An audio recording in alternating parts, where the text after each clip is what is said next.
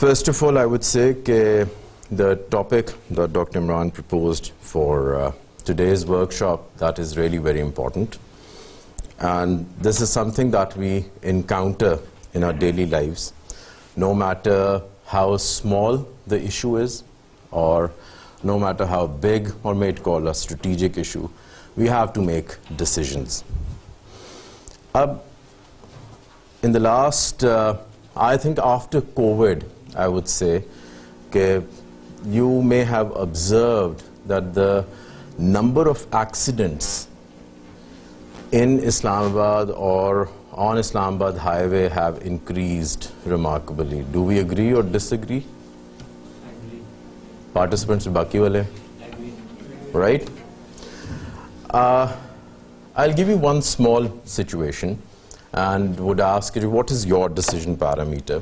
Let's suppose you are driving on the Kashmir highway और unfortunately आपकी brakes fail हो जाती है. Now you have just two options. एक साइड पे एक बुजुर्ग आदमी है, कोई 80 years old खड़े हुए हैं, और दूसरी साइड पे 4 students खड़े हुए हैं. You can save one of them. What will you go for? 4 students or 1 old man? 4 students. 4 students? यानी बाबा जी की कोई जिंदगी की वैल्यू नहीं है. If I have to choose. Yes, you have to choose one. Then 4 students. Then 4 students को बचाएंगी आप और बुजुर्ग को ऊपर भेजेंगी, इंशाल्लाह. Okay. चले, let's make it another scenario कि now you are again on the Kashmir highway और number of students कम हो जाते हैं. एक साइड पे 2 students खड़े हुए हैं और दूसरी साइड पे वही बुजुर्ग खड़े हुए हैं. Now what you will do? 2 students versus 1 old man. Again 2 students. वैसे इस दफा आपने ब्रेक लगानी थी. ठीक है? So you see, जैसे जैसे हमें इंफॉर्मेशन मिलती जाती है, हमारे डिसीजंस चेंज हो जाते हैं. बट I'll tell you कि I am a behavioral economist. So why it was so easy कि जी अगर मैं कहूँ कि जी 4 people or 1 people, 1 old man, तो you would say ji I would like to say 4 people, because in the brain there is a dual system. हम उसको कहते हैं सिस्टम थिंकिंग. एक आपका होता है सिस्टम 1 और दूसरा होता है आपका सिस्टम 2. जो आप डिसीजंस अब्रप्टली लेते हैं, which are very fast decisions without even thinking, वो होते हैं आपके सिस्टम 1, और जिस पे आपको सोचना पड़ता है, that is called system 2. One is called fast thinking, which is for system 1, and the other one is called slow thinking, that is system 2. If I say 2 plus 2, the answer is system 1 ने बताया. अगर मैं कहता हूँ 42 multiplied by 73, अब क्या? हमें math नहीं आता ना, सोचेंगे या कैलकुलेटर निकालेंगे, बिकॉज वी वुड ट्राई के okay let's go for logical, let's put some effort. 95% of our decisions are taken by system 1. What to wear, what to eat, do I like this person, do I love him, do I hate him, all that, ये सारा आपका system 1 कर रहा है. And 75% हमारी decisions mostly fail हो जाती हैं just on the basis of कि we are tuned to it. सबसे बड़ा जो element है for our decisions that make such very fast, or we are saying we are in the age of globalization और decisions very fast होने चाहिए, वो से system 1 कर रहा होता है, system 2 नहीं कर रहा होता. And this is called the dual model. ये डैनियल कहनमैन लेके आया और उसने कहा कि जी why people are focusing on system 1 thinking, क्योंकि we are tuned to it. Second takeaway ये है कि हम जितनी भी डिसीजंस लेते हैं और हमें लगता है हम तो 2 मिनट में ले लेते हैं, उसके अंदर सबसे बड़ा जो एलिमेंट होता है that is your experience, that we have encountered it so many times. मैं तो ये कोर्स पिछले 10 साल से पढ़ा रहा हूँ, तो अब भी क्लास में जाऊँगा वही चीज़ पढ़ाऊँगा, because I can take decision very easily based on my experience. Number 2 is your resources. Number 3 is your time. Time कम है, जल्दी डिसीजन ले लेंगे. टाइम बहुत लंबा है तो आपकी डिसीजन चेंज हो जाएगी. So what we have to learn is कि जब हम डिसीजंस ले रहे होते हैं, how we can corner system 1 और हम सिस्टम 2 से बेहतर रिसर्च्ड, वेल थॉट और एक रैशनल डिसीजन हम कैसे लेते हैं. ठीक है. So today we have one of our very good friends, Dr. Imran. He is head of Center for Policy Studies, and he will cover कि जी किस तरीके से we can have a better quality decisions in which we have a good outcome. ठीक है. So I'm sure that you're going to have an excellent time, both on the people who are online connected with us via Microsoft Teams and over here physically. I would encourage that learn as much as you can. It's not a long workshop, it's a 60 minutes power pack. I call it these workshops as a steroid workshops कि जी आप 60 minute के अंदर आप वो चीज़ें learn कर लेते हैं. क्योंकि with the passage of time आपने देखा होगा कि हमारी जो रिटेंशन है, हम आजकल अपनी सिलेक्टिव लर्निंग करते हैं, और उसका जो सबसे बड़ा एक आइडियल एग्जाम्पल है, दैट इज योर कोई है ऐप जिसमें हम सिर्फ 60 मिनट्स में अपनी चॉइस की लर्निंग कर रहे होते हैं. 60 सेकंड्स में, सॉरी मिनट्स नहीं. कोई नहीं टिकटॉक के ऊपर, टिकटॉक के ऊपर सिर्फ 60 सेकंड्स की वीडियो होती है, और the videos which become viral उनकी ड्यूरेशन होती है 20 सेकंड्स. सो आपका दिमाग सिर्फ वो 20 सेकंड को रजिस्टर करता है और उसको वो अप्लाई करके नॉलेज के अंदर कन्वर्ट करता है. So this is a 60 minute session. Have a good time, learn from it. The questions with the online participants can share them on the portal, and in the end Dr. Sir will respond to the questions. Thank you very much, sir. Aye, the floor is yours, and let's learn how to make good decisions. Welcome to the workshop on understanding decision making, unraveling the complexities. Dr. Anil just talked about Daniel Kahneman, and he's Nobel Prize laureate, and he helped uncover some of the, not very easy to see complexities, which were the cognitive biases. And we'll talk about some of the cognitive biases in this presentation, but we'll talk about also problems of logic. This workshop aims at improving your decision-making ability by providing a better understanding of the process. And we'll share some of the major factors that can contribute to good and bad decisions. And the factors that can contribute to bad decisions are innumerable, but we'll talk about some of them. Let me begin with a story. Not a bedtime story, so you guys can stay awake. But a true story, a story that involves two very widely different pieces coming together. They come together, and then something very beneficial happens on a very large scale. One piece of the story is an individual, an academic, a PhD in mathematics and physics, and he did some interesting work on statistics, and took that work and applied it to production processes, industrial production processes. That person was Dr. Edward Deming. He happened to be working for the US Department of Census in 1941, in the late 40s. The other piece was a devastated country after the Second World War. Talking about Japan. So Japan, the Japanese lost, and there was a lot of destruction. The industry had, to a great extent, been affected.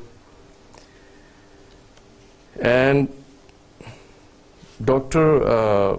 Deming was asked to advise on the Japanese census of 1951. So he went to Japan.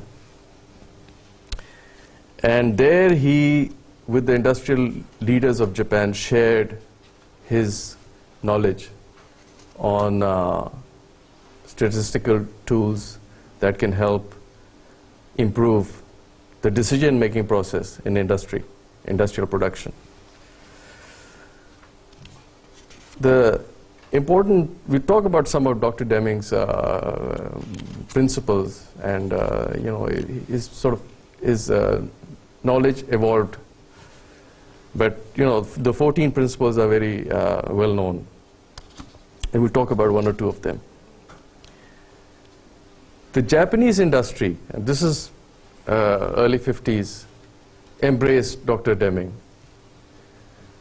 And companies like Toyota and Sony, which are now equated with high quality products, Toyota with Lexus especially, and Sony with many of its products, they embraced Dr. Deming's principles and his academic research. And it helped them improve quality.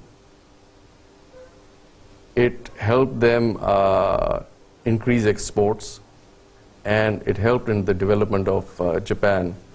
You go from a destroyed country in a major war, and then suddenly to world leader in industrial production. So a lot of that was Dr. Deming's doing, and also the Japanese leaders in embracing that new way of thinking. And now, how does the US figure in this picture? Well, interesting, because here's an example of a bad decision. The Japanese took the good decision, the industrial leaders, and the US took the bad decision in ignoring Deming. And when did they start going back to Deming and saying, but what does he talk about? And how does that affect decision making in industry and industrial processes and management processes? They started looking for Deming in the 80s. So now they were facing very strict competition from the Japanese. And one of the places where the Japanese were excelling was in quality. And the US was very deficient in that. Ford, GM, the big Chrysler company, they were producing products, but quality was a big issue. So they said, well, if you want to compete with the Japanese, what do we have to do? And then they sort of discovered Deming. And then in the 80s, they started using the principles that Deming had shared with the Japanese 30 years ago. This example will reveal some very important lessons. So the part of this workshop is to talk about the big issues and the big lessons, and part of it will go into the details of tools you can use to help decide in a particular situation. So the big picture that emerges is that deciding to focus on improving processes. So the decisions that relate to improving processes can create very influential results, and good results. This is in difference to choosing to focus on output rather than process. See? So this is an important distinction. The second big picture lesson is that bad decisions exist. Just like good decisions exist, bad decisions exist. And sometimes they're very deliberately taken with a great deal of thought. And within this example, you see both things. You see good decisions and bad decisions. The bad decisions by the US in ignoring Deming, and good decisions by the Japanese in embracing Deming. So we'll see the good and bad decisions play out together internationally. We'll see them play out in a country, in an organization, in a department, right? With 2 people, 4 people sitting in a group, still we'll see that. The third big lesson is that, from this example, is that good decisions can be reasoned through. So Deming took a very logical approach to reaching conclusions about what will help improve processes and how decision making based on very logical, statistical, empirical thinking can influence results. Later on I'll talk about one principle So the Deming scheme of things had a principle which is called the Pareto principle, and I'll talk about that. We're all making decisions. We're all making decisions all the time, just like Dr. Anil said. And some decisions can be very minor, almost automatic. And some decisions can be very rare and life-changing. So between these two extremes, we function. But they're all decisions. Processes that can yield benefit with the simpler decisions and the easy decisions can also yield benefits with the more complicated decisions. I saw this, and to tell you a little bit more about myself, I have 35 years of professional experience. And that experience includes working in the policy sector, development sector, the academic sector, and the corporate sector. In the corporate sector, I worked with Exxon, the multinational Exxon, in the 80s. And that's where the connection with Deming comes in my professional life. It's a very personal sort of, it's not something I looked at the internet and said, well, this looks nice. It's a very personal, because I was working with Exxon, and Exxon implemented in the 80s an international program using Deming's principles. And it was called the Continuous Improvement Program, CIP. And it was launched internationally. And I was there and seeing what it was doing. I was working in the planning function of Exxon at that time. So a very deep view of his principles and how they make a difference. But working with the Exxon 35 years ago, this is something I learned in my first few years, was that good decisions and bad decisions, they exist together and they create impacts. Successful organizations like multinationals are very careful. They because they're looking at the bottom line, and they're looking at profitability, and they're looking at customer satisfaction. So they're very careful with how they organize their employees, motivate, and enable employees to take the right decisions. Deming also looked at management processes, and he definitely looked at production processes. To tell you about one tool, and the CIP program had many tools. It was a 2-week training, and after that it was implemented in the company in terms of actions, and then we kept track of things, etc., etc. But the Pareto principle is a very interesting and a very practical tool. It's named after an Italian economist, long gone, Wilfred Pareto. And in his research on the economy, he came to the conclusion that the land in Italy, 80% of the land in Italy was owned by 20 people, 20% of the population. And from that understanding came a wider application of this principle, which is that 80% of so if you look at the production process, 80% of your defects will come from 20% of the reasons. And if you look at an organization or a department, 80% of your result, not exactly, but the vast majority of your results will come from a minority of your employees, or the vast majority of your problems, right, might come from a minority of the employees. So you have problem cases, right? They have something within them which makes it, a regular behavior, and then you have those motivated employees. Something within them, and I have one sitting right here in our department, makes them constantly produce good results. In terms of a definition,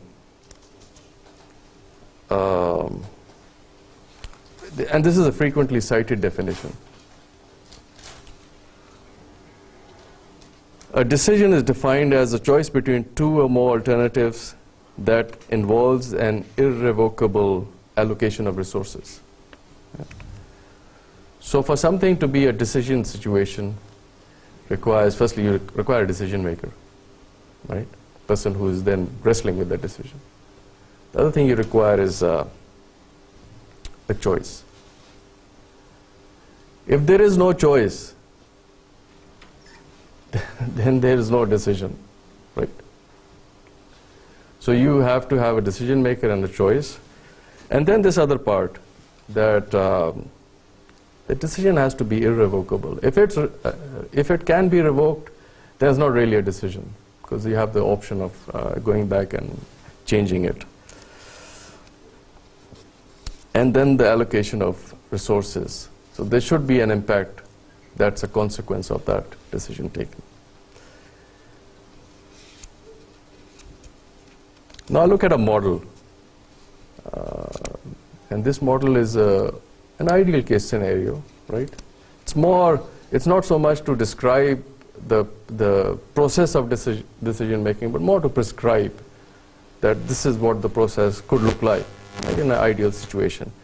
And using this model, then we'll look at the different parts or steps in this model, and then, though not sequential necessarily in the real world, but we look at how these steps can help us understand the decision-making process.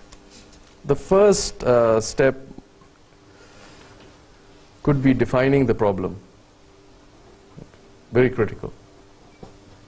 Because the way you define the problem or frame the problem, will actually steer you towards certain results just by that definition. For example, if I say that defining the problem, it's very critical to decision making. If I say that next week I want to attend the university 5 days a week, and I want to choose the best option, I want to come to a decision about the best option for transportation, right? Now there's need for clarity. This is where the framing will come in. There's need for clarity. What do you mean by the best option? So I could then clarify and say, well, what I mean is the cheapest option. In terms of money, I want to save money. In those 5 days, I want to save as much as possible on transportation. Or it could be framed differently. It could be that the best transportation for me would be that transportation which is the safest. So that would rule out motorcycles and cycles, etc., etc. The cheapest would rule out using my own car, because that's expensive. It might look at carpooling, or in its extreme form hitchhiking, or even more extreme form using a bicycle to come to school, university. Very cheap. But if the criteria is money, then that becomes an excellent option. If the criteria is safety, then that becomes a terrible option. So the framing is very important, and it will steer you through all the different steps and will steer you in a direction towards a conclusion. But it's the framing that is critical. So these are this is an example, and it could be, the situation could be framed differently. It could be, time could be a factor. You say, I want transportation which is the most time, I want to spend the least amount of time. So that could be one way of doing it. We've already talked about cost, we've talked about safety. Time could be a factor. It could be the transportation that's least stressful, right? So that would eliminate driving the car. It would be that use Kareem. So these are all possibilities, and what I want to leave you with is that this is a very critical step. It might seem very innocuous and seem very logical and seem very simple, that we have to take a good decision. Or what do you mean by good decision? Well, let's look at XYZ to start with. But that XYZ then is steering things in a certain direction. The subsequent steps could be the evaluation criteria and ascertaining the set of choices or alternatives, right? I'm not going to really go through the steps because to me this is an ideal scenario. You don't want to really leave this workshop with saying, "Okay, these are the 7 steps I must go to get to a good decision." You know, the process is not that linear and it's not that simple. Huh? But this, just like we talked about framing, so we highlighted some aspects of framing, right? In some cases, maybe the issue is not framed properly right till the end, and then it's too late. But the criteria you set for evaluation, and then looking at the choices. So using the same example of transportation, if you set the criteria, then that becomes the guiding light in deciding what is the right decision. Right? If you say cost is the criteria, then it dictates eliminating certain options. To make the process more viable, as decision makers, when you come to this step, what you can do is look at including viable options, you know, so that your list of options or alternatives is a good list. They're not things that you've missed out just because you say, well, you know, you haven't thought creatively, or you haven't had a very inclusive process in which people have given their ideas, unlikely ideas. And then evaluating alternatives and selecting an alternative. Here I want to share with you that sometime evaluating an alternative is not such an easy task. Because in a best case scenario, the alternate, like the transportation, you know, I have a clear defined objective, and that's a singular objective I'm pursuing. In the real world situation, you might have 4 objectives which are prioritized.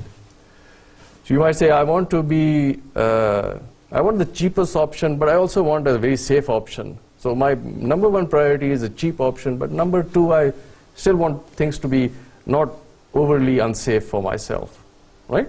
And then so on and so forth. So your objectives might not be just simply one singular dominating objective. There might be a mix. So evaluation can be complicated.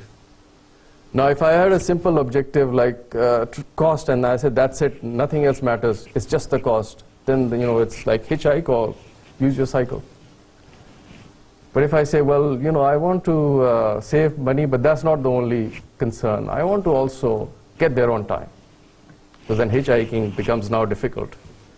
So if you want to get there on time, you might stand for hours looking for that free ride. Right? But if safety is a concern, then again it complicates using bicycles. And in a real world situation, you'll have other side objectives, and that makes it difficult. Since decision making is something that's happening, looking into the future, something that's happening in the future, that's where uncertainty plays out. That's where it makes it difficult. And that's where it can, one of the costs of not evaluating efficiently is time. So you say, well, I want to reach a conclusion on something, but you know, this is my projection for the future. How can I really be certain if I'm thinking correctly about the future? One way to be certain is to wait till the future is right in front of you. But then that's not practical. So you're taking a decision about the future, and you can't wait till everything is crystal clear or clearer. Sometimes you have to take the decision. So when you're evaluating and taking a decision, a concern, practical concern is time. Another practical concern is money. Because if you're researching options, in the case of this transportation example, perhaps you don't need to spend the money. But if it was something which involves construction and environmental impact, to assess environmental impact of a huge building that's going to be constructed somewhere, this involves a lot of cost. We'll have to find out what is the ecosystem in that limited area, what will be the results and the garbage and the et cetera, and the water and the waste that comes out of the building and the transportation, etc. So it can be a very expensive choice. So that, when we talk about taking decisions, it's not that simple where you say, well, it gets complex. Here's where the complexity in the definition of the title of the workshop comes in. The other thing you want to be careful about is focusing on process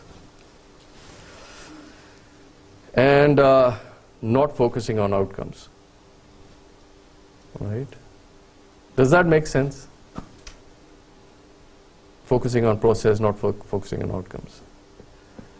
If we are asking for, the decision has to be taken towards certain outcomes. That's it. So True. then if you constantly concentrate on the process, Right. then I don't think it's a very balanced approach. It seems like a contradiction. Good point. Seems like a contradiction. So that you're talking about, and when we talk about the logics, we'll again come to this. You talk about taking a decision and you say, well, I have to look at outcomes. And, here is somebody saying, well, focus on the process, don't worry about the outcomes. The thing you have to keep in mind is when you're taking the decision, that's a particular situation. So you're taking a decision in a particular situation. What you have to aim for is that in that situation of uncertainty, you are able to take a well-reasoned decision. Right? And it's very possible that you might have a very good process, but your outcomes might not be favorable. To give you an example, supposing a person is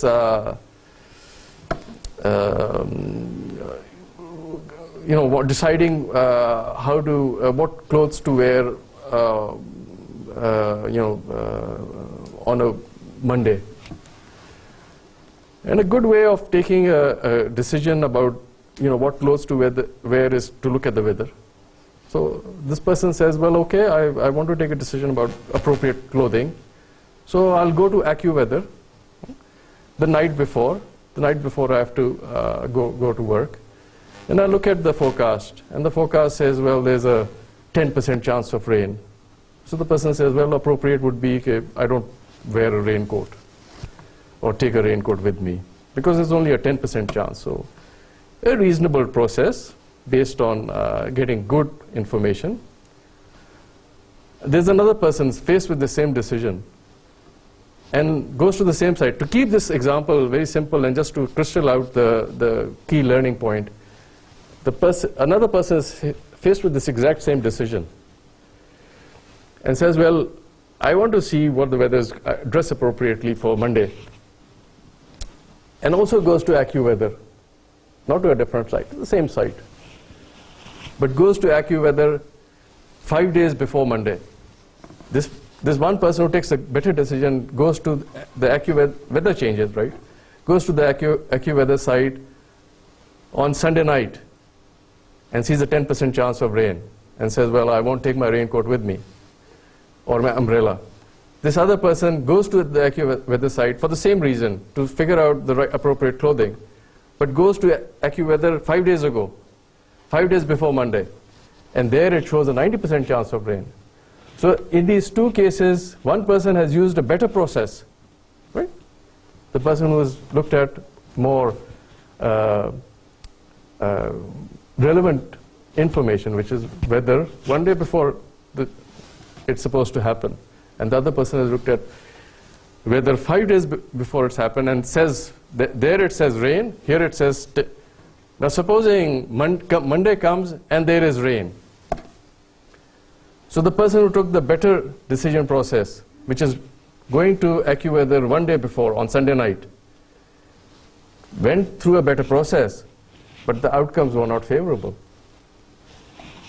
And that's uncertainty. And this other person who did not take as good a process, but the outcomes were very favorable because he saw 90% or she saw 90%, put on a raincoat, took a raincoat or umbrella with them, and it rained.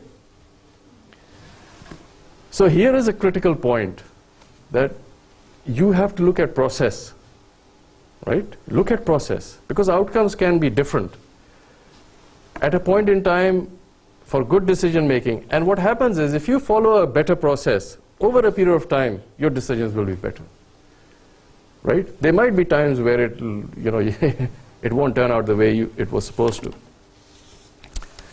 So now moving to the model. Modes of reasoning. Again, this Dr. Anil talked about ethical dilemmas here. He talked about ethics, normative ethics, when he said that there's this person who's you have a choice between killing one person or killing 4 people or 2 people, etc., etc. There are a lot of exercises such as these. They help to show you the difficulty when it comes to values, because there are value judgments going on here. Whose life is more valuable, etc. They're very difficult to take. But normative ethics, and these steps come out of normative ethics. One mode of reasoning. Zishan, how are we time-wise? 30 minutes. One mode of reasoning is you focus on the logic of outcomes, right? So you look at, when you're taking decisions, you look at what's going to happen in the future, and on that basis decide what is a good decision in the present. The second way of reasoning is you look at rules, norms, appropriateness, and on that basis decide what is a good decision. These are different, right? And the third, there are many ways this sort of information can be put together, and I've selected a few. The third is the logic of emulation. So before taking the decision, you say, well, let me see what other people are doing, and on that basis, I will decide what is the right thing to do. And then you look at successful examples. So you say, or you look at unsuccessful examples and don't do what those people did. Right? So this is another way of decision making, which is different from rules, different from consequences. These can be combined, and they overlap. Now let's come to the practical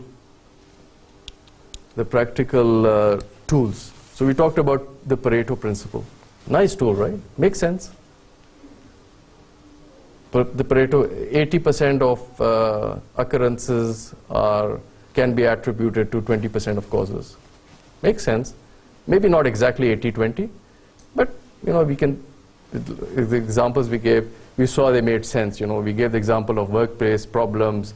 We gave the example of workplace efficiency, and some of that we see. Well, there's some people very efficient in the workplace, some people who are perpetually creating problems, right? So there is some kernel of truth in that. One of the biases or factors that can contribute to bad decisions is framing, and we went into detail on framing, right? We talked about how a frame can influence how you view the problem, can influence the answers you come up with. Basically, it's this, and we've talked about in this detail. Another thing you have to be careful about, so these are very practical tools or constructs or ways of approaching a decision situation which can really help you take a decision. The other thing you have to be careful about is sweeping generalizations or hasty generalizations. Yeah, we do this. On the basis of 1 or 2 instances, we'll say, well, everybody is like this, or the whole situation can be summarized as this, right? So that if you generalize unduly, right? So on the basis of a few cases, and it's not justified, right? So that can influence your views and then can also influence your decision making, right? Your basis for achieving a decision is distorted because you have a view about a situation or a circumstance or an individual or a department or a process or a procedure which is, based on some very anecdotal 1 or 2 cases or hearsay, and it's not justified.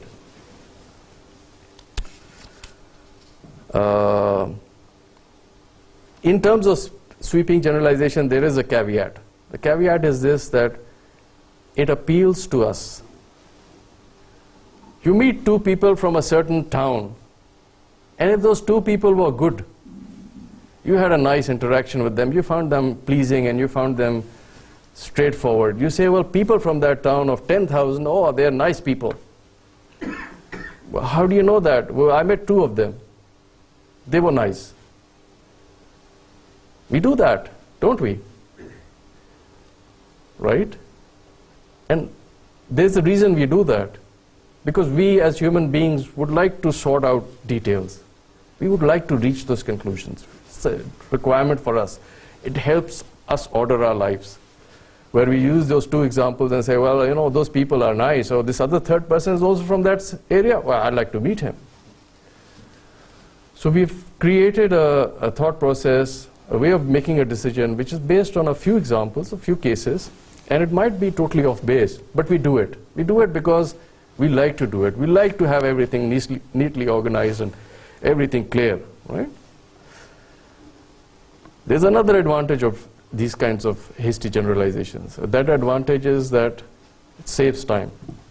With this town of 10,000, if you really want to get to the bottom of how the people in that town of 10,000 is, well, sit in a car, go there, start meeting people and discussing stuff, engaging with them socially, and yes, after you've met 500, you'll have a fair idea of what the town is all about. But in this process, you spend 10, 15 days, maybe more. So it simplifies life, stuff like this. Here is where you see that when we resort to stuff like this, we're doing it for a very tangible benefit.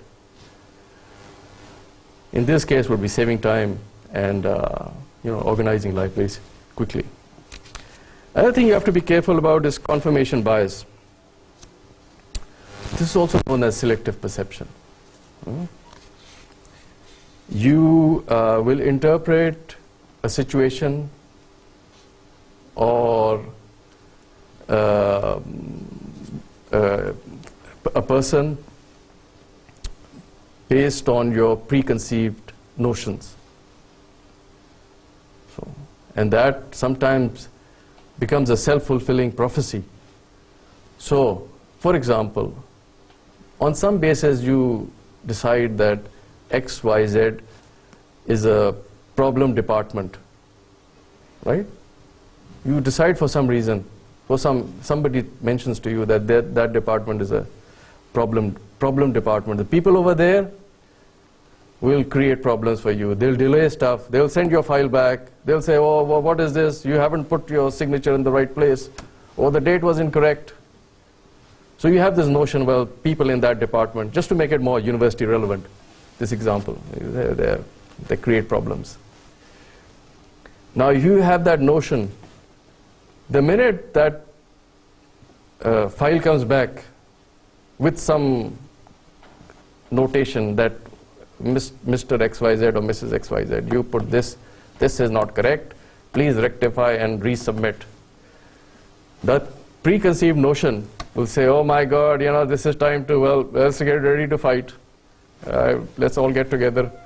We just have to now teach these guys a lesson. It's happening. I knew it would happen. It's happening. Whereas look at it differently. If you had a notion that XYZ department is really efficient, they're great at their job, then there's nothing personal or biased in the way they approach work. You send a file, it comes back.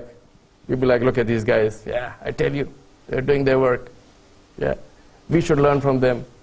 So it's the same thing, the file coming back with the same notation. But your preconceived notion lets you react very differently to that situation. So your decisions consequent to that file coming back are very different. And it's all because of, you're not even looking at what are the comments. This is what I mean to say. You're not even saying, well, is this relevant? Is this justified? You're saying, well, no. Just forget about that. So the confirmation bias can really affect decision making negatively. Then another could be the negativity bias. This is very interesting.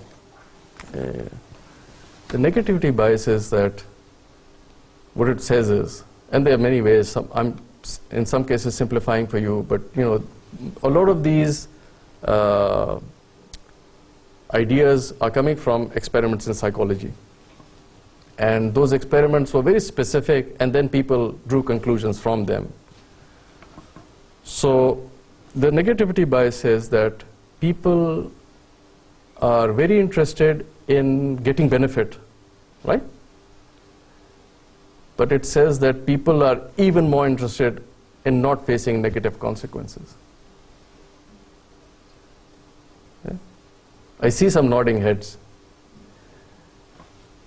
So the negative consequences are more important than the positive consequences, right? And sometimes we see it, in terms of approaches to work. You say, yaar, dekho, masla nahi bane, baki koi fikr nahi hai. Chalti rahe, masla nahi bane. Bas masla banega to phir problem hoga. Agar वैसे ही चलती रही तो ठीक रहेगा. Highlight मैं नहीं हूँ किसी चीज़ में ना. Highlight नहीं हूँ. मैं जो है ना ये मेरे ऊपर नहीं आ जाए चीज़ मसला बन के ना. फिर मुझे explanation देनी पड़ेगी. So the negativity bias has some merits, and I think it varies from culture to culture, department to department, time to time. So it's not a given, but yeah, it can. Self-serving inclination. This is something that everybody, all the heads should nod on this one. The self-serving inclination is that individuals act to maintain their self-respect and self-esteem. It's very important. If something makes us feel bad about ourselves, then that really bothers us. So this self-serving inclination can take many forms. It can show itself in terms of decision making. It can show itself in something good happens. You move a file, you do an activity, something good happens. You take all the credit. It makes you feel good. And something bad happens, and you dump all the blame because it makes you feel bad. So you say, well, the good thing was all me. The bad thing, I can't tell you what's going on here. It's X, it's Y, it's Z. And I had nothing to do with it. In fact, I tried to solve the issue before it became an issue. But these people. This is and it's not just everything here is widely applicable. It's not just Pakistan or Islamabad or ComStats University. They're widely applicable. In Japan, they have this whole concept of face saving. Very important to face save. Besti nahi ho. In other words, besti nahi ho. So it's not just us. These are widely applicable. And related to these previous and drawing from them is the hindsight effect, where you say, I knew it all along. And so this is something you didn't know, right? And then 1 week or 2 weeks later, the result comes in, and the result is unexpected, but you will say, I knew it. I knew this was going to happen. So here again is a sort of self-affirmation that, I'm really good at, I can see the future, I know what's going on. But what that does is, this kind of attitude does is that you really don't learn. You don't really go back and say, well, I took a decision, it didn't turn out right, and what is it in my process of decision making that needs to be rectified? But you'll say, well, I knew this was going to happen, and you dismiss the whole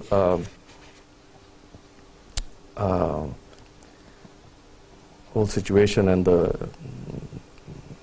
then there is the availability effect. Zishan, how are we time-wise? 12 minutes. Okay, so I'll cut short some of this. So leave. The list is long. I think we can perhaps go to question and answers. But So how do we want to handle the question answer session? So if you have a question, people sitting here, we can take those questions, and then on the internet, I know there are people from Attak campus, and hello to you all, and from other places also, and we have also some non-ComSats participants, so hello to you all, and of course to the people from ComSats, people in Islamabad campus and other places, thank you. Okay, questions? Yes. I find framing very important in this whole process because you have mentioned that the confirmation biases and the preconceived notion and all this. So you have to work better on the framing because in that process you can consider all the negative, positive, and you can say the outcomes and how the percentage of the you can say the outcome is your objective to achieve. For example, if something is 100% and 80% is the ratio of the success of that particular thing, so you will neglect the 20% and the whole things that the confirmation biases and all these things, preconceived notions and all things. Sometimes we have perception and interpretation is there. Also, a negative propaganda is going side by side, and sometimes things are affecting you. You want to use a microphone so that people can, who are on the internet can... Framing, I thought personally it's a comment, not a question, but you can answer it better because it's my personal opinion that framing is very strong in this process because if you are framing a thing, you can say framing is something which is called homework or pre-planning that you have considering all the negative and positive and all the other things that can be happened if it fails. Sometimes because difficult decisions are always having the option of that if it fails, then what happens? If I'm prepared to handle this, and handling is also, after the failure, handling is also a matter sometimes. Oh, very true. Very true. It is going to happen. Very true. Also, when I was discussing with Dr. Anil, there's a lot of interest in this. There was a lot of interest in this particular presentation, and I work in the policy area, and to me, decisions are very critical. But they're widely the benefits are widely realizable. And one of the things we discussed with Anil and Ms. Faika is here, and other people from FDA, is that the possibility of having another training where we go into other details. So for example, your point about framing being very important is perfect. It is. And the critical piece is that framing is usually a process that is upfront. So this is one thing that is done at the outset and then will extrapolate through the process, right? Whereas, say, evaluation is something that comes later on in the process, but framing is something that's upfront. So yes, if done incorrectly or if done with a bias, then it will, affect the whole process. And your other point about the consequences. Now, this could be one of the areas for a follow-up kind of workshop on decision making, that there is a whole dynamics to what happens after you've taken the decision. What plays out that you've decided this happens, or once you get the consequences are visible and apparent, what do? There is a whole and a lot of time is spent on that. Whereas people will say that I did this and unexpectedly this happened, and then there will be a saving face or assigning responsibility or going back to the person who gave you that feedback and explaining, well, what I meant was, or what I did was this, and here there's a lot of effort spent in that. So that is also a very important, which we don't talk about, and in this workshop, in a 1-hour workshop, we don't have time to go through it, but it could be a follow-up session where we look at stuff like this. Other questions? Good, thank you, very nice question. Assalamu alaikum. I'm Shaka Khan, Faculty of Management Sciences. Sir, I have a question. The example which you quoted earlier at the start of the presentation about a man driving situation. I want to ask that you said the more information we have on hand, it's easier to make a decision. But how likely it is that instead of decision is to make it easier, like it get complex? Yes. Because the situation, if Yes. I know that elderly person is my Yes, father, yes. then Very good. things like Very that, good. I want to ask. Very good. Good question. Very practical question. It was not so much more information, it was more relevant information. So the more relevant information you have, the better it becomes, easier it becomes to take the decision. But the more information you have definitely contributes to complexity. Like we saw with the example, that when the decision situation was defined as, well, I want to find transportation which is cheapest. Now you've limited the kind of knowledge you are seeking, cheapness or cost. That is, you have limited it. And then it becomes relatively easy. So you say, well, I have 7 options: Kareem, hitchhiking, car, cycle, bumming a ride, and which is cheapest, and you easily can arrive at a conclusion. But say now if with the cost, you incorporate another reason and say, well, safety is also important. So what does that do? Now there is more information you'll have to consider. That more information, it makes it more complex. The decision process becomes more difficult. So that's a good point. Where? Okay. Hello? I am Dr. Muhammad Abdullah from Khaja Farid University of Engineering and Information Technology, Rajasthan. Sir, my question is that do we make better decision alone or with a group, and why? Thank you. Again, thank you for the question, and a really practical question. Very much it depends on, firstly, your decision-making skills. A big part of the quality of the decision will come out in your personal decision-making skills. And we discussed some of the factors that can influence decisions. And again, if it was looked at on a collective basis, again, it depends on the people you're sitting together with and trying to arrive at a decision. What are their, how clear are they on things? How good is their reasoning? There are some biases that come into the decision-making process, which are phenomena you see in groups. One phenomena is called groupthink.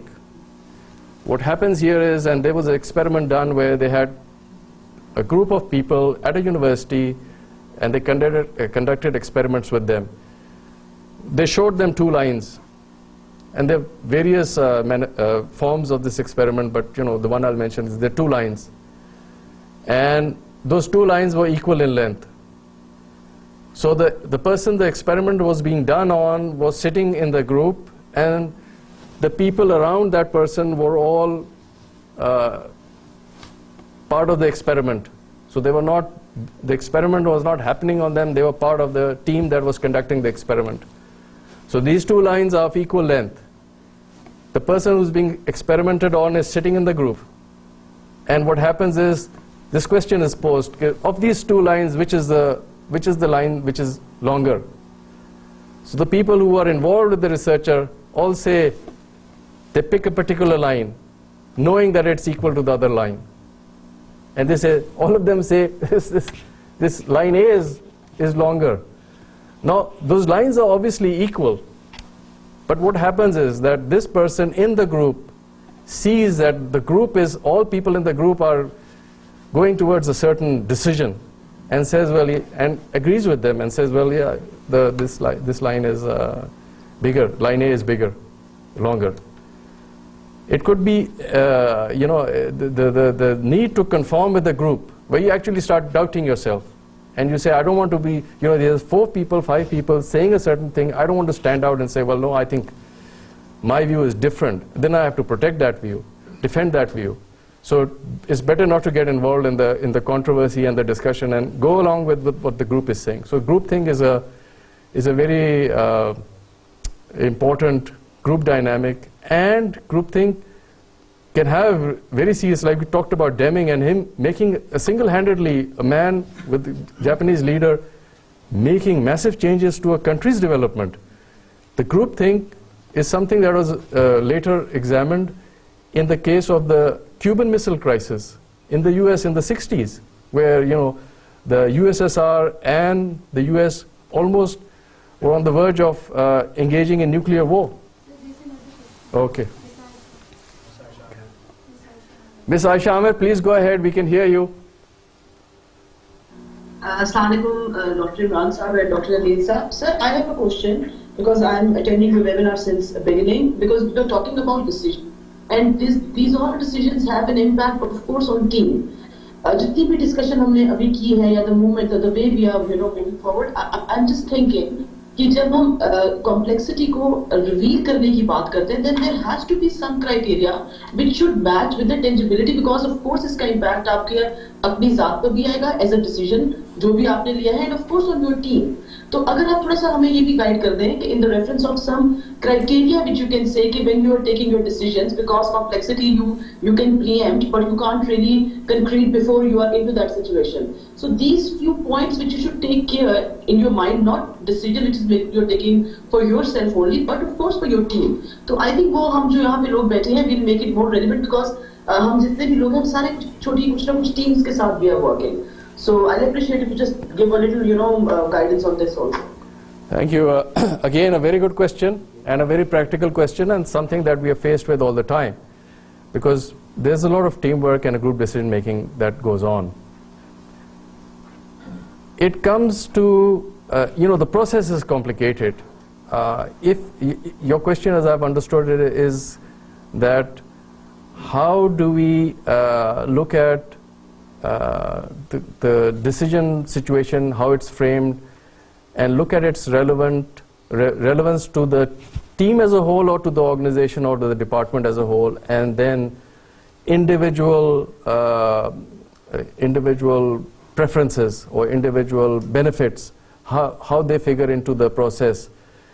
And the only thing I can tell you is that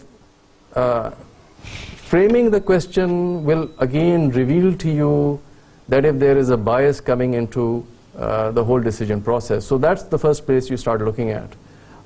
If the decision is framed so as to perhaps not yield greatest advantages to the organization, but perhaps to yield advantages to a person, perhaps the team leader, to benefit. That's where the first inclination will come. And the other thing is that, you know, that the self-interest versus organizational interest will always play out. It will always be there. You know, the only way to try and figure out what's happening is to see the process and see how logically the process is progressing. One of the problems we have in our society, and it's not just us, it's widely experienced, is the authority bias. And this is something we haven't discussed, but it's definitely there, where people in positions of authority are not challenged that much. And you know, it's a cultural thing where you say, well, challenging them on a basis of purely logical point of view might be misinterpreted, and they might say, well, you know, the guy is trying to embarrass me, or is trying to you know, be funny, or is trying to show that I'm not competent. Those kind of things happen in the classroom also, you know, where the teacher is the authority figure and the students are sometimes reluctant to engage in free discussions. So it can be a cultural phenomena, but nonetheless it exists. And framing, to answer your question again, summarizing, framing can reveal what's going on.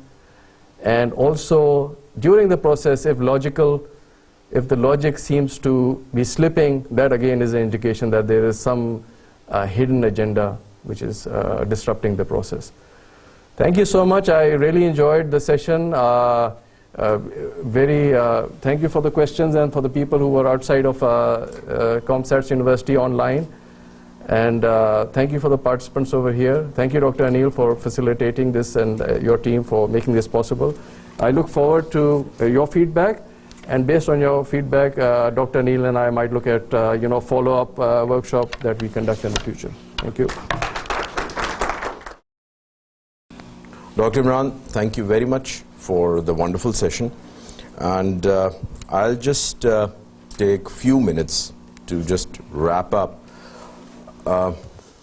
what we can learn and how we can make good decisions. I'll just ask you थोड़ा सा अगर आप time लें कि all of us have made decisions in our life. कोई आपने ऐसी recent बड़ी decision ली हो अपनी life में, no need to tell me, and think about that decision and answer yourself this question that पहले we agree कि हर एक ने एक decision ली है कोई ना कोई बड़ी, ठीक है? Yes, no, आप सो रहे हो? नहीं मैडम आपकी ही बात कर रहा. अच्छा, so we have taken a decision that is agreeable, but the second part comes, think about it, was it a good decision or a bad decision? No need to answer me, but can you analyze it? And now if I tell you that you are assessing that good decision on the basis of, why would you call it as a good decision? Madam? Because it had,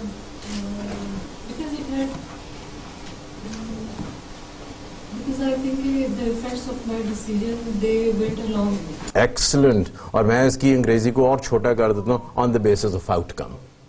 ठीक है?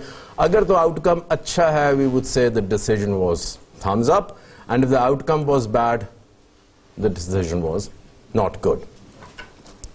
Now this is the major problem वही system 1 कर रहा होता है कि जी we decide on the basis of our outcomes कि जी decision अच्छी है या decision बुरी है, but the major portion, और ये मैं micro level से till the national strategic decisions पे करता हूँ, we forget one thing, we don't focus on the process कि किस process से वो decision I. I gave a huge bribe and I got my driving license. Good decision or a bad decision? I bribed a person and I got admission into Harvard University. Good or bad? But we are just thinking in terms of outcome.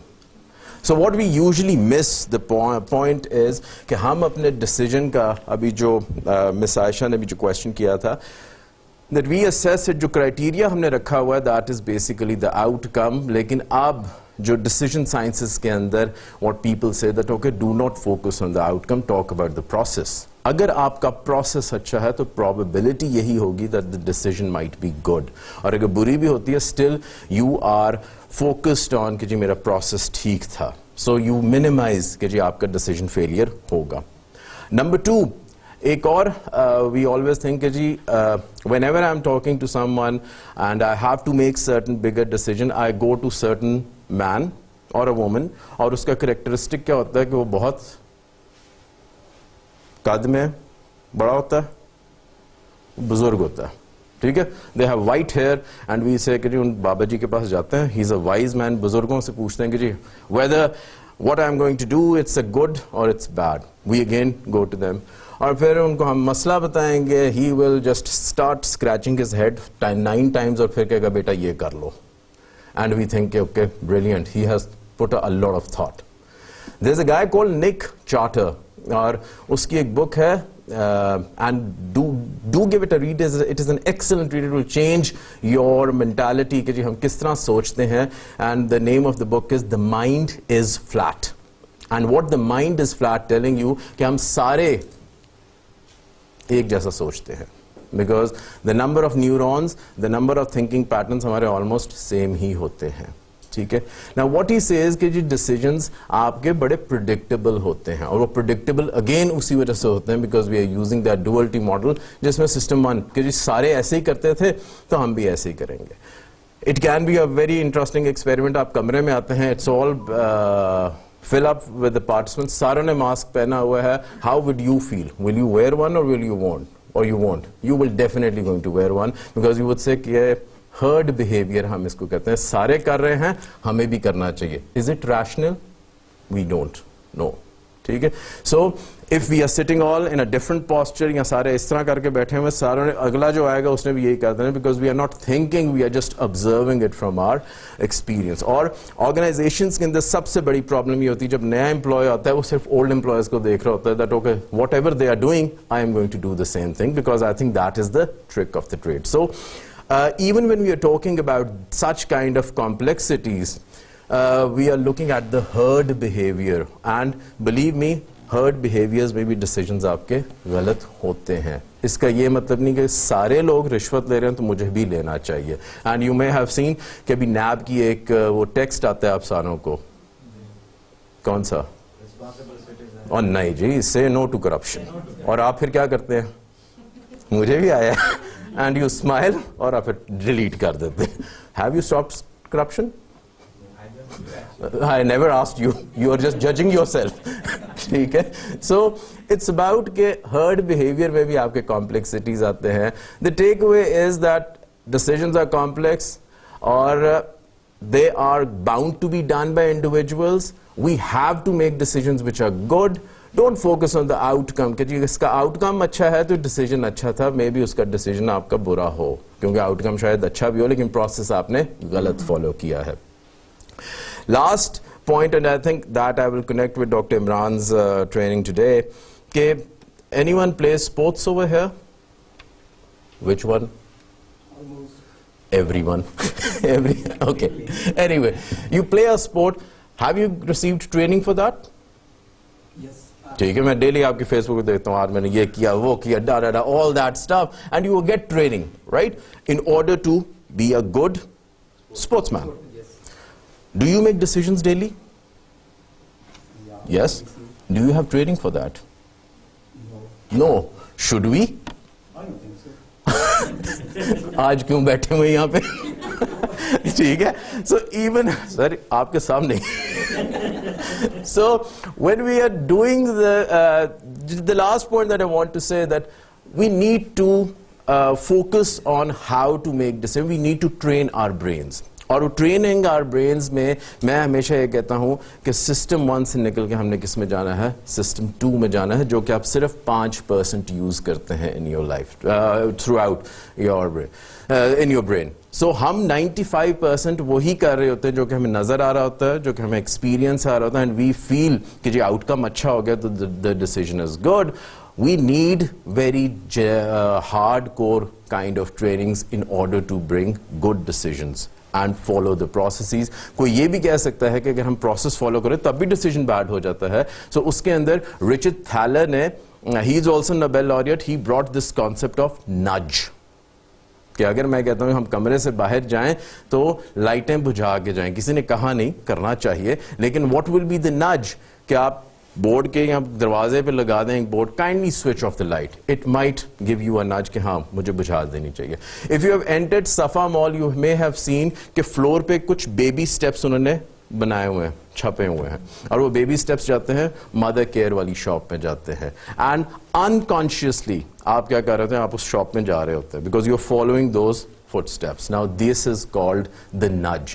So we can improve the process of a decision making by using this nudge. अगर तो आप अच्छी activity के पास जा रहे हैं, that is called nudge. और अगर आप कहते हैं जी स्मोकिंग छड़वा दो, तो then that is called sludge. जब आप नेगेटिव एक्टिविटी को छोड़ना चाहते हैं, that is called sludge. जब आप एक पॉजिटिव चीज को reinforce करना चाहते हैं, that is called nudge. We need training, and I think इस किस्म की trainings हर institution में, हर organization में होनी चाहिए, that how we can use the system 2 thinking, which is the slow part. Daniel Kahneman की जो book है Thinking Fast and Slow. Fast is your system 1 and slow is your system 2. और जो book की conclusion है, that is basically telling you कि जी आपको system 2 use करना चाहिए for your strategic decision making, and then you are going to be a good decision maker. Thank you very much for your time and for the online participants. I think there is one point you think that is restricted. Someone not explain about that. अच्छा sir मैं बता दूं. Okay, entrepreneur हम define करते हैं, और entrepreneur की definition क्या है? ही इज अ, बड़े बायस ने शी भी हो सकती है ना, she is a risk taker, हम ज़्यादा ख़वातीन हैं. सो that is also a very old definition France से start हुई, but we don't take risk, ठीक है. We actually are very calculative people. अगर मैं आपको कहूँ कि सर इस गाड़ी में बैठे इंशाल्लाह एक्सीडेंट होगा, will you buy the car? Why not? I'm giving you it for free. You're not, आप कहें जी I'm a risk taker, I would love to go for that. लेकिन you won't. So मैं कहूँ सर ये Ponzi scheme आई है, पैसे सारे bitcoin में लगा रहे हैं, आप भी लगाएं, बट यू वोंट. सो वो जो है ना रिस्क टेकर वाला, एंटरप्रेन्योर्स आर वेरी कैलकुलेटिव. वो रिस्क लेते हैं लेकिन जहां पे उनको प्रॉफिट नजर आता है तब वो रिस्क लेते हैं, अदरवाइज नहीं. डिसीजन भी आप वो लेंगे जहां पे आपको फायदा नजर आ रहा है, लेकिन आउटकम. लेकिन मैं वही चेंज करना चाह रहा हूं दैट ओके अगर आप सिर्फ उसको पैरामीटर बनाते हैं, प्रोसेस को नहीं देखते, तो then it might be in the exactly आपका वो उसके अंदर होना चाहिए. सो रिस्क भी अगर आप लेते हैं तो इट नीड्स टू बी. तीसरा एक और होता है कि आपने परफ्यूम खरीदा है भी वैलेंटाइन पे ना, अच्छा एनीवे किसी भी इवेंट पे आपने खरीदा हो, तो हम परफ्यूम पता है किस वजह से खरीदते हैं? We usually buy it by looking at the bottle and packing. ठीक है, नहीं मैडम आप तो सूंघती हैं, बाकी नहीं करते. आई ऑलवेज लुक एट के बॉटल बड़ी अच्छी है. हम पत्ती का डब्बा लेते हैं, एक वो गत्ते वाला डब्बा पड़ा था, एक वो प्लास्टिक की बॉटल वाला पड़ा था. 90% of the consumers buy that plastic bottle. Reason वो कहते हैं चलो बोतल इस्तेमाल ही कर लेंगे. रैशनैलिटी कहाँ पे है? We don't rarely. जामे शीरी के साथ वो जामे शीरी बड़ा बड़ा ग्लास के ऊपर लिखा होता है, बट कंज्यूमर्स हमेशा उसके पास जाते हैं क्योंकि आपको इंसेंटिव उसने दिया हुआ है. ठीक है, लेकिन आप ग्लास कभी भी मेहमानों को नहीं पेश करते कि जिस पर जामे शीरी का लोगो बना होता है. ठीक है, वो मेड के लिए आप रख लेते, चलो वो आएगी उसमें पानी उसको पिलाएंगे. ठीक है. So the point that I am making के हमारी जो डिसीजंस है ज्यादातर that is based on emotions. आप इमोशनल हो के एक डिसीजन ले लेते हैं. ठीक है, I looked at the picture of the girl and I got married to her. फिर रियलाइज किया नहीं मैंने अच्छी डिसीजन ली थी. Then I start reasoning that my decision is good. So एक ह्यूमन माइंड की एक बड़ी प्रॉब्लम है कि we are very emotional and we make decisions by emotions and then we try reasoning to prove it कि our decision is good.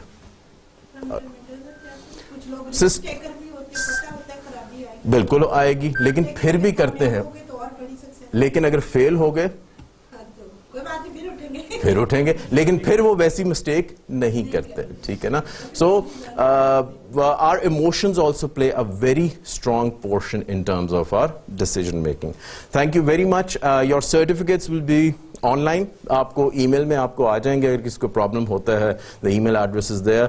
और तस्वीरें खींची थी ना किसी ने, वो भी आपका there is a Facebook page of Faculty Development Academy on which this the pictures will be given and the certificates will be in your email addresses. Thank you very much for your patient listening and hope to see you again in some other forum or some other workshop.